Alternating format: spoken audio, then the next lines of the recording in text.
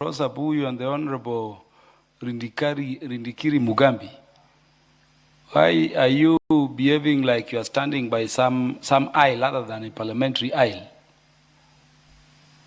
Yes, thank you. The Honorable Ndindi Nyoro. Thank you very much, Honorable Speaker, and I'm happy to be back. And I hope, Honorable Kimani Kuria and all the members, you know that I have been carrying a lot of your responsibility and liability out there. I hope as a comrade and as a friend, that is on a light note, it doesn't need any point of order, Honorable Speaker. What is out of order, Honorable Kuria Kimani? You know, Honorable Speaker, the Honorable Ndindi Nyoro is trying to be clever when coming back to this House by saying he has been carrying our liabilities. My liabilities are the only liabilities I have with my circle here. I have no any other liabilities. So the Honorable Member must substantiate which liabilities he has been carrying on our behalf, Honorable Speaker. Honorable Ndindi Nyoro. I am sure you need to be much more explicit in some places. Honorable Speaker, you know it has not been a very exciting period for the last many days, but we are always happy to carry the responsibility that we have as leaders, and we ought to do what we must, both inside the House and outside. Many times we are human beings, you have to balance many things, but that is not to say that I ought not to have been here when we did the vote of the finance bill. I ought to have been here, and of course voted towards my arguments, which of course, as you know, I was not in support throughout. But Honorable Speaker, that also reminds us that our responsibility is beyond our constituencies. That yes, I am a member of Parliament for Kiharu, but sitting in the National Assembly, you carry the aspirations of the Kenyans who are in every part of this country. And I want to appreciate all Kenyans for the feedback that I got from Wajir, from Homa Bay Town, from one of my favorite counties called Marsabit.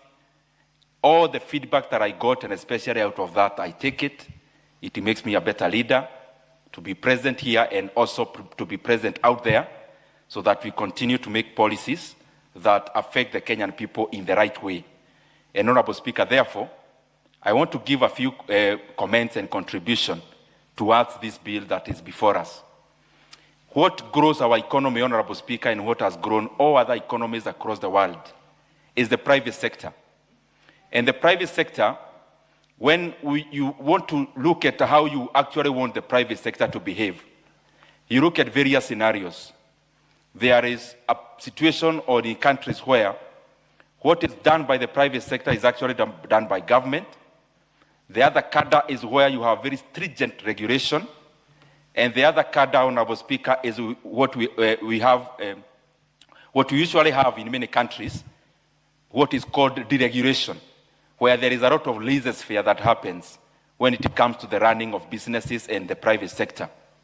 But Honorable Speaker, when the economy grows and the performance of the economy generally, you look and zoom in the previous economies that we can refer to and the many economies that we can refer to that has grown.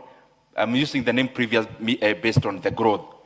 You realize that, Honorable Speaker, there is a lot that we can actually allocate and give credit to the deregulation and also to the dominant government that does business, ceding that space to the private sector.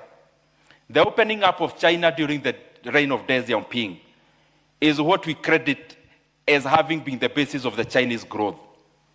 The basis of South Korean growth has all its credit based on deliberate policies of government to spur the private sector.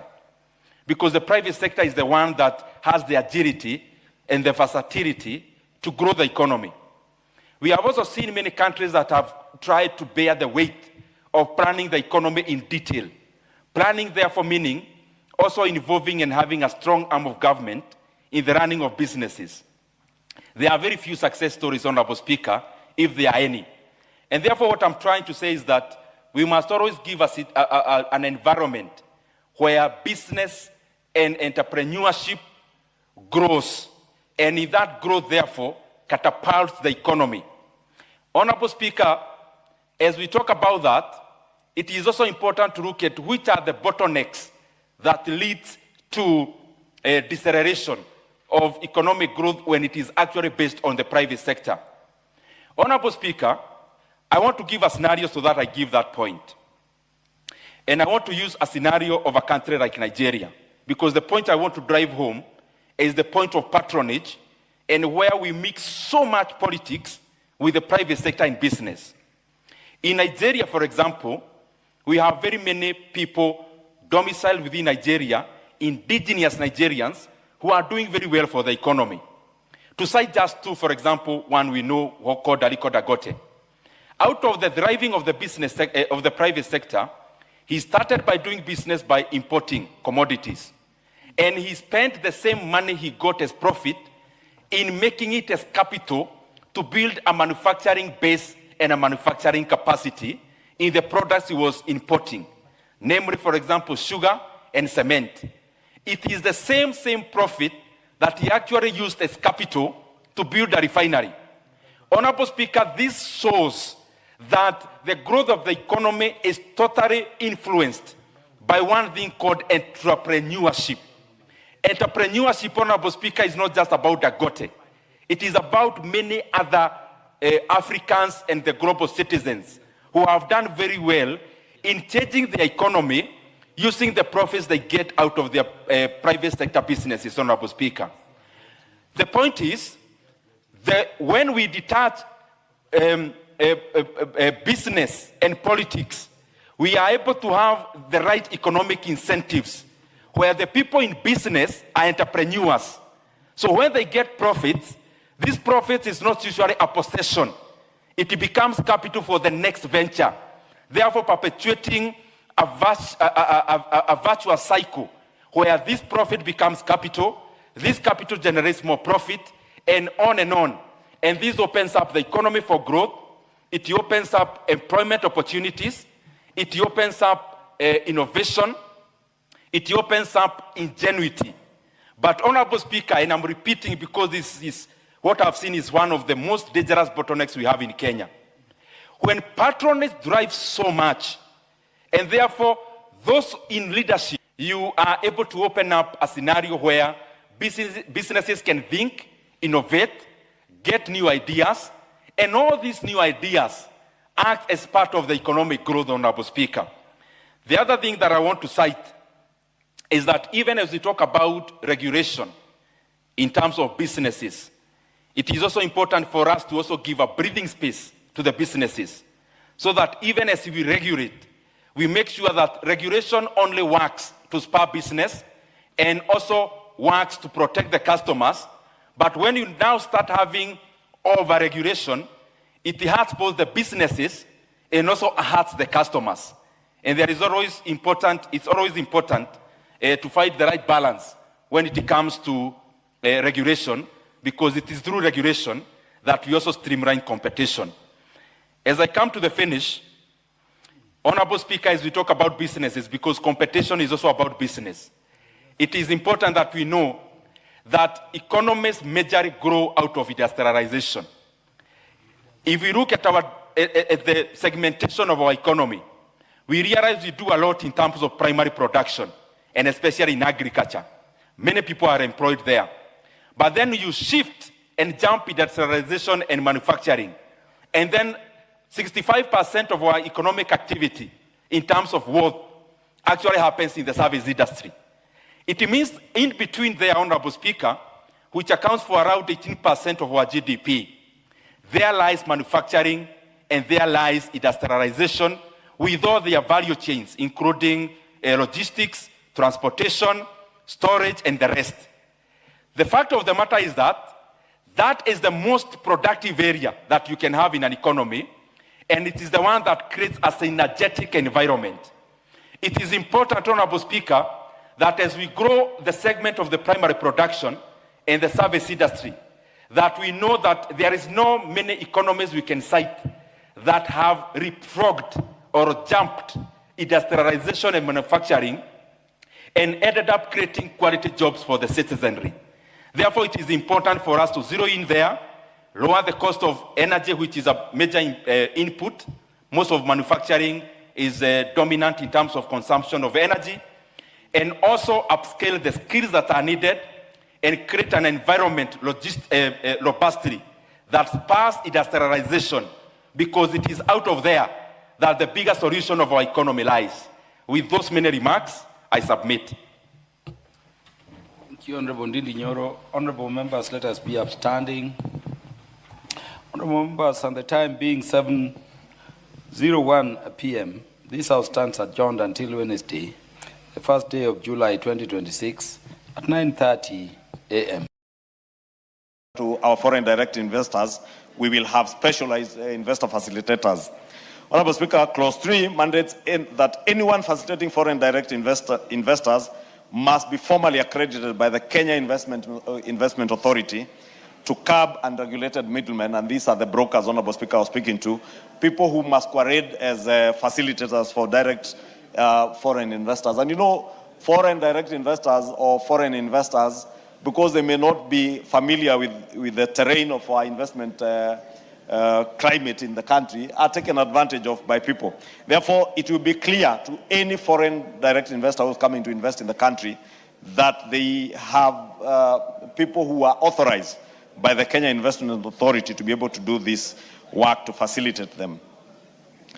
Honorable Speaker, in mainstreaming remote work and business process outsourcing, the amendments that touch on the Employment Act, maybe I should have mentioned that this is almost an omnibus bill that has amendments, as I said, to the Kenya Investment Authority, Kenya Investment Promotion Act. It has amendments that touch on the Employment Act. It has amendments that are touching on affordable housing and land, as I mentioned, amendment to the Counterfeit Authority.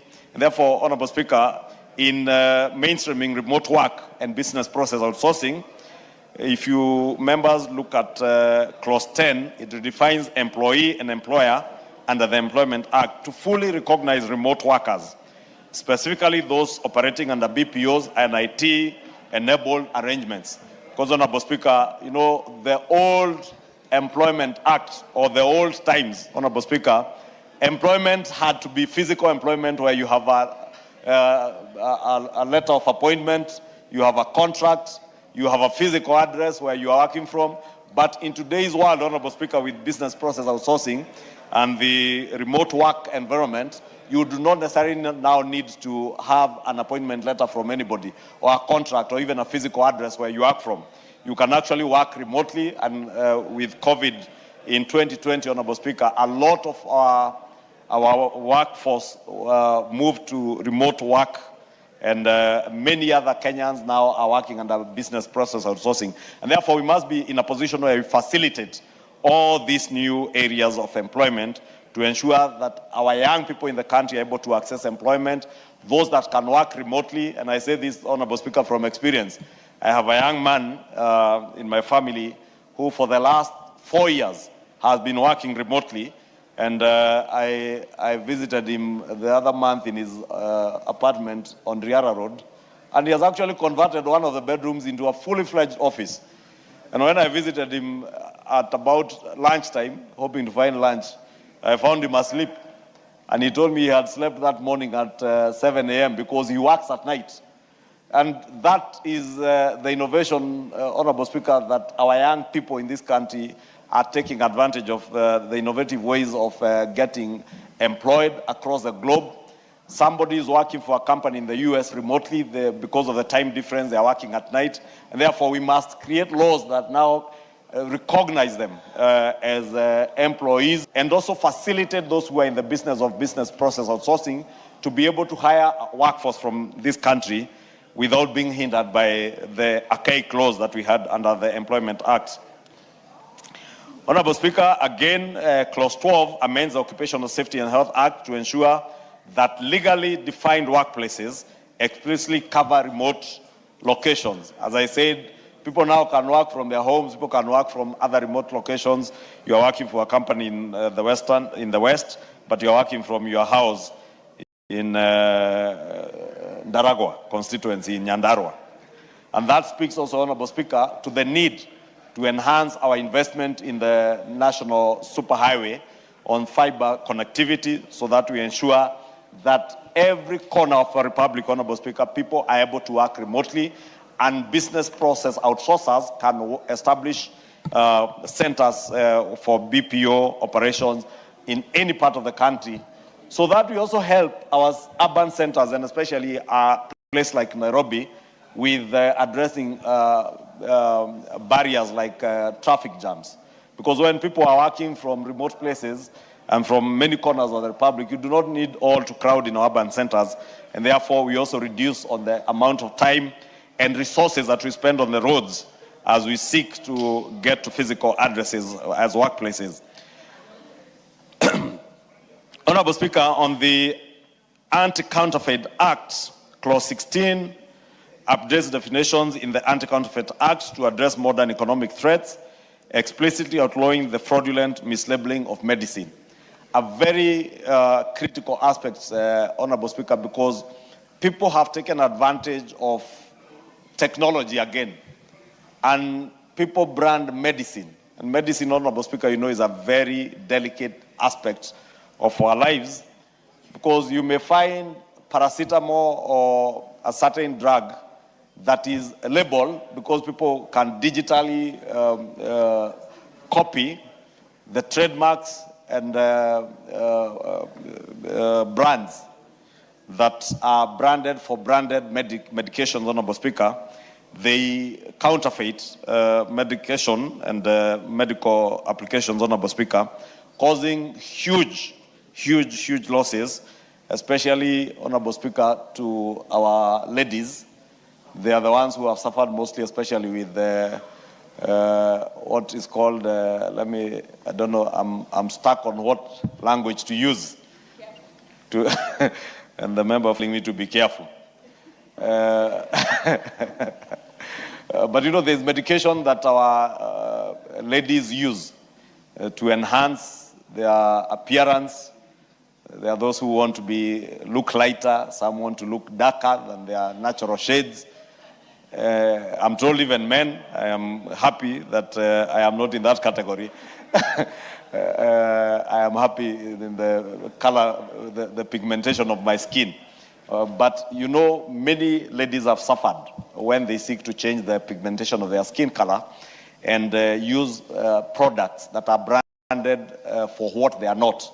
And they end up, some even getting infected with diseases that eventually become cancerous to their skins. Therefore, these amendments will speak to such issues, Honorable Speaker. If you look at Clause 20, it mandates that the disposal of counterfeit goods must strictly be governed by environmental safety standards and court orders. Honorable Speaker, you know, when we said here that there was a cabinet secretary, former cabinet secretary for Interior, who actually caused people to die out of depression when they burnt goods that were branded as counterfeit. And these things had never been taken to any court of law. Nobody had declared them counterfeit, but people in the Ministry of Interior in 2021 decided that they are the ones, together with a few officers of the then Anti-Counterfeit Authority, to declare what is counterfeit and what is not counterfeit. Honorable Speaker, you know, it caused immense pain, especially to many traders in Nyamakema and Kamukunji areas whose goods were impounded and burnt down, Honorable Speaker.